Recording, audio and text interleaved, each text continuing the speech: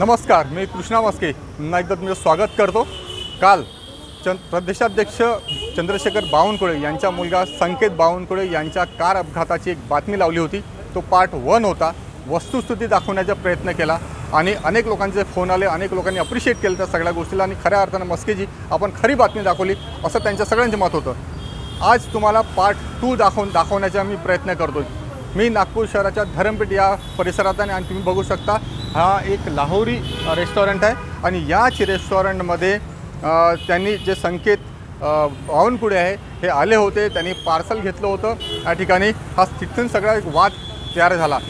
त्यानंतर शिवसेनेचे उभाटाचे संजय राऊत आणि सुषमा अंधारे यांनी नागपुरात हे आलेत आणि मुंबईवरून काही प्रेस झाल्यात। त्यांचं स्पष्ट मत असं होतं की या हॉटेलमध्ये म्हणजे या हॉटेलमध्ये बीफ विकल्या गेलं आणि संकेत बावनकुळे यांनी बीफ खाल्लं। ह्या सगळ्या गोष्टी बीफवर आले।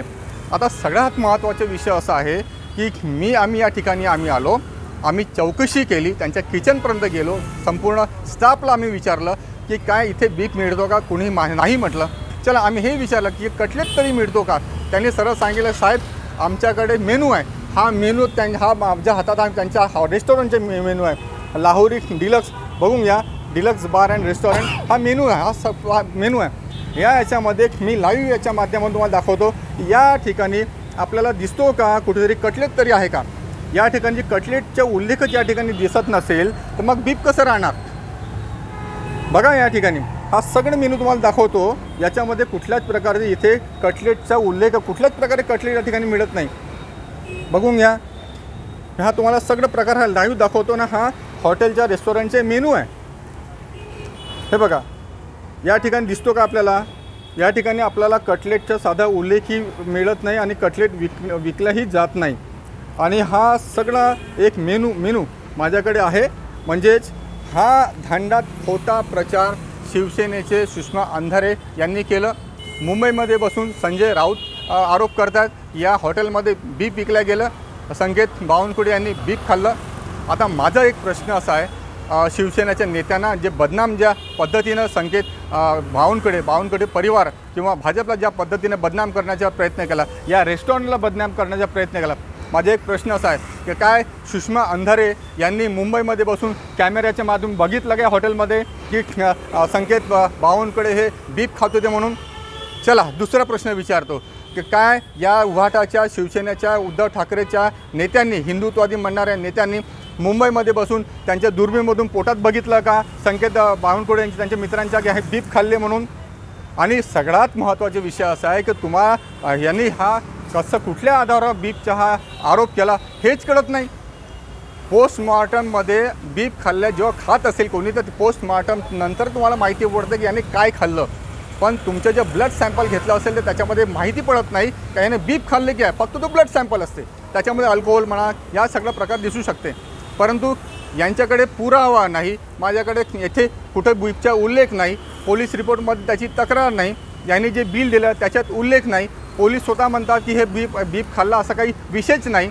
हॉटेलवाला स्वतः म्हणतात, वेटर म्हणतात, त्यांचे किचनचे अधिकारी कर्मचारी म्हणतात की आमच्याकडे बीफ विकत नाही आणि बीफ आम्ही हे करत नाही। वाटल्यास आम्ही ब्राह्मण समाजाच्या शर्मा मुनि यांचे मालक, यांचं नाव शर्मा है। आम्ही 2 रोटी हम लोग गैया को हम लोग देते, हम उसका पूजा करते। क्या हम ये बीफ खिला सकते क्या, बेच सकते क्या इतना हमारी गाय बीती हमारी ये पथ है क्या। तर त्याच्यामुळे माझा एक प्रश्न असा आहे की काय सुषमा अंधारेला स्वप्नात आलं होतं का की या बावनकुळेच्या मुलांनी बीफ खाल्ला म्हणून। काय स्वप्नात आलं होतं की या रेस्टॉरंटमध्ये बीफच्या विक्री होते म्हणून।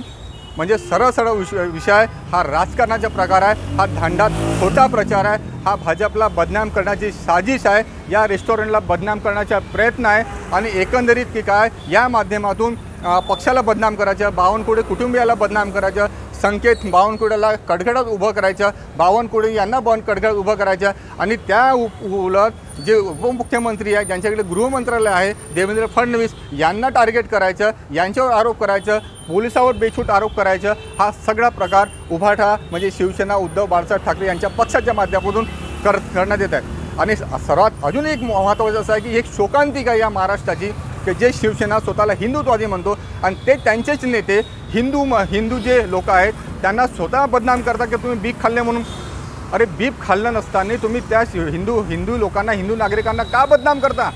तुमच्याकडे पुरावे असेल तर बोला. त्यांच्याकडे कुठलाही पुरावा नाही. त्यांच्या जे आजूबाजू बसलेले काही लोक असतील ते कुठेही समोर आले नाही. त्यांच्याकडे कुठलाच पुरावा नाही बीफचा. मग त्यांनी हिंदुत्वाला बदनाम कशाला करायचं? एक शरद पवार होते, त्यांनी हिंदू आतंकवादी म्हणून बदनाम केलं. आणि हे आता शिवसेनेचे जे आहेत, उभाटाचे जे नेते आहेत, सुषमा अंधारे किंवा बाकी संजय राऊत वगैरे, हे आता बीफच्या माध्यमातून हिंदू समाजाला बदनाम करण्याचा प्रकार आहे. हा एक लाजिरवाणी गोष्ट आहे. आणि मला असं वाटतं की नागरिकांनी याच्यावर विचार करण्याची गरज आहे आणि याला धडा शिकवण्याची गरज आहे. नमस्कार.